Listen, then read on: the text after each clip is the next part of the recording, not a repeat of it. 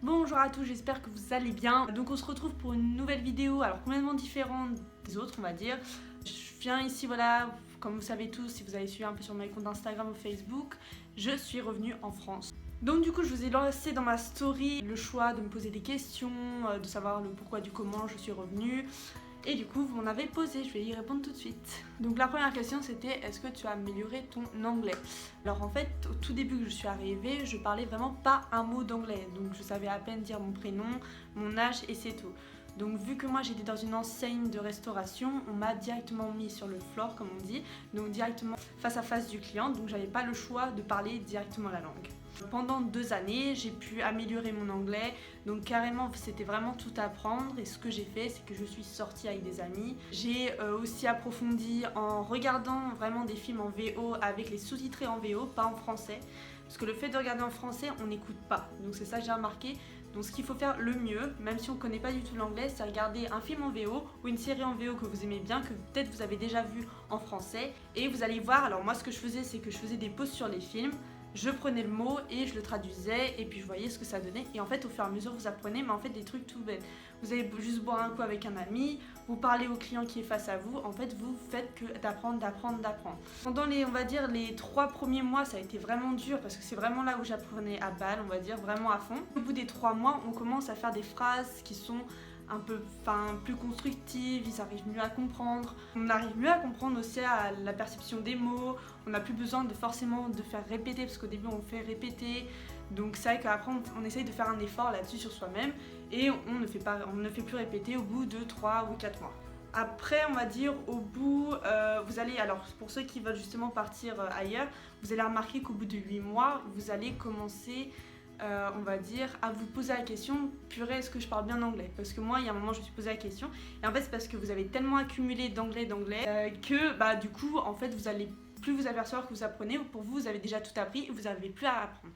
Mais ça, c'est normal, pareil, ça va être une phase de 2-3 mois, ça va être comme ça, vous allez vous poser des questions si votre anglais il est bon. Et en fait, au bout de 2-3 mois, bah, après, vous allez apprendre. Pareil, ça va faire mal à la tête des fois, vous allez être fatigué par rapport à ça, mais tout ira bien. Et du coup, c'est au bout, ouais, je dirais d'un an, ouais, on va dire que j'ai vraiment appris à parler de tout en fait. C'était pas que par exemple la restauration, ça a été vraiment de tout. Et du coup, c'est pour ça que j'ai eu des amis très proches du coup en Angleterre. Une question de la part d'Alexandre, salut. Du coup, pourquoi je suis pas partie habiter à Londres? Alors tout simplement, Londres c'est une grande ville, mais trop grande, du coup déjà c'est la capitale, elle est juste immense et je me voyais pas débarquer du jour au lendemain dans une grosse ville. Même si avant j'habitais à Nantes, mais c'est pas une aussi grosse ville que Londres, ça fait qu'une partie. Et du coup moi Londres je la voyais comme Paris. Paris c'est plus une ville où j'aime bien visiter, j'aimerais pas y habiter. Les loyers sont chers, les transports c'est un peu la galère, on s'y perd dès le début, on n'arrive pas forcément à trouver le trajet. Il aurait fallu que je fasse plusieurs fois le trajet pour trouver par où il faut que j'aille, machin, et je voulais pas perdre de temps là-dessus, je voulais pas me stresser dès le début, alors que déjà mon objectif c'était apprendre la langue. Du coup j'avais pas du tout envie d'aller dans une grosse ville. Après avec du recul, en sachant parler la langue, j'ai commencé à me dire peut-être ça aurait pu être une bonne idée. Peut-être oui, ça aurait pu être sympa, mais je pense que ça m'aurait plu pour quelques mois, plus peut-être pour les parler, ou trucs comme ça, mais pas forcément pour y vivre. Il y avait une moto qui passait. Fuck off. Donc, troisième question, pourquoi t'es partie? Alors, tout simplement, bah... En fait, il y a plein de trucs. Là-bas, je vais rester que pour un stage de 6 mois en fait en Angleterre. Donc, c'est juste pour apprendre la langue, pour bosser et partir. Enfin voilà, il n'y avait rien de prévu d'une longueur indéterminée, on va dire. Pour moi, c'était je devais partir 6 mois. Ensuite, vu qu'au bout des 6 mois, mon langage en anglais s'est vachement amélioré, et du coup je me suis dit bah pourquoi pas rester encore un petit peu plus. Et au moment où j'avais décidé de partir, c'était en février, mon général manager en fait m'a dit est-ce que ça te dit d'être manager du restaurant? Donc du coup bah, j'ai accepté parce que je me suis dit c'est une belle opportunité pour moi, aussi dans mon CV si je reviens en France ou si je vais ailleurs. Donc voilà, je suis manager, machin, tout se passe bien. Et en fait au fur et à mesure, être manager dans ce pays, on va dire dans ce restaurant, j'avais l'impression d'être comme une maman pour éduquer les serveurs, mais d'un côté en fait les serveurs en Angleterre ils sont très très jeunes, ils sont entre 16 ou 18 ans et du coup ils prennent pas forcément le job au sérieux. Faut tout le temps leur dire fais pas ça, mâche pas ton chewing-gum, regarde pas ton téléphone, machin. En gros, moi j'étais la méchante manager parce que je devais, par exemple, prendre le téléphone. Alors j'aime bien ce côté strict aussi de moi.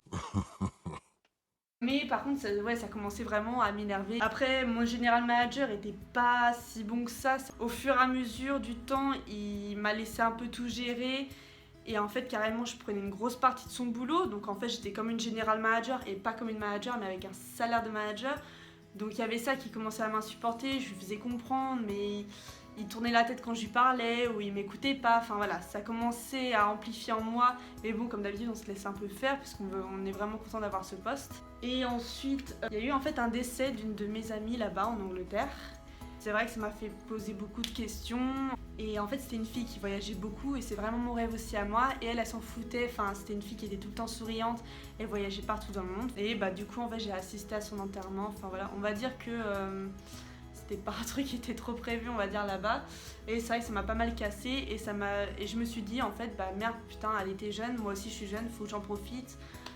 Du jour au lendemain ça peut m'arriver et faut que j'en profite donc ça a commencé à me remettre déjà en question. Déjà je me disais je vais revenir pour Noël comme ça au moins voilà je suis bien, je suis avec les parents, machin, je suis avec la famille à Noël, c'est très bien avec les amis voilà. Et en fait là du coup je suis partie en vacances en mai en France et quand je suis revenue une semaine après au boulot je me suis cassé le pied. Du coup je me suis cassé le pied en fait dans les escaliers, je vous ferai un schéma Rien de grave, mais c'était un petit os qui s'est cassé. Et en fait, du coup, pendant un mois, j'étais censée être en arrêt, voire plus. C'était 6 semaines de prévu. Et en fait, il y a mon général manager qui m'a proposé de venir bosser que en bureau, dans le restaurant, de répondre aux emails, au téléphone, voilà, tout ça. Mais lui, en fait, ça l'arrangeait pas. Alors, c'est un peu bizarre. En gros, il m'a proposé de venir bosser dans le bureau. Donc moi, ça m'arrangeait parce que j'avais besoin d'argent. Parce que ce qu'il faut savoir en Angleterre, c'est que quand vous êtes en arrêt, même si c'est à cause du restaurant, vous ne touchez que, alors que je dis pas de bêtises, normalement c'est que 80 pounds la semaine. Donc je pouvais pas du tout survivre à ça, surtout j'avais un loyer de 450 à payer, donc je pouvais pas me permettre de m'arrêter. Du coup je faisais le maximum d'heures que je pouvais, et en fait ça l'arrangeait pas que je reste trop, parce que du coup lui en échange il devait me payer comme d'habitude. Et ça l'arrangeait pas du tout.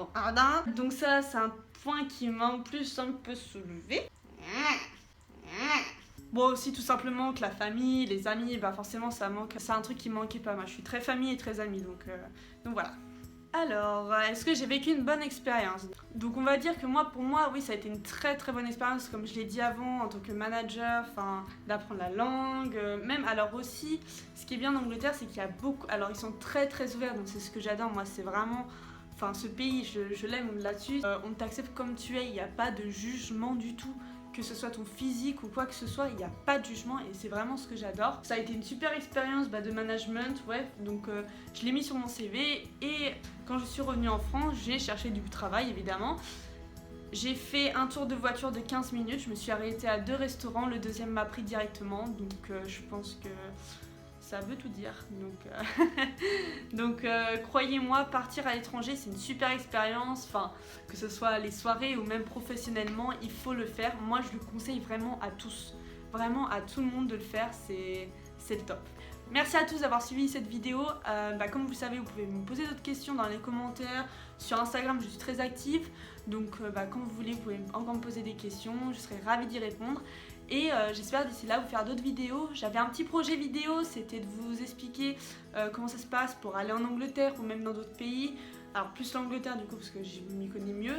Après pareil, comment ça se passe là-bas administrativement, voilà, tout ça. Donc si ça vous plaît, n'hésitez pas à mettre un j'aime et puis partager la vidéo. Ciao!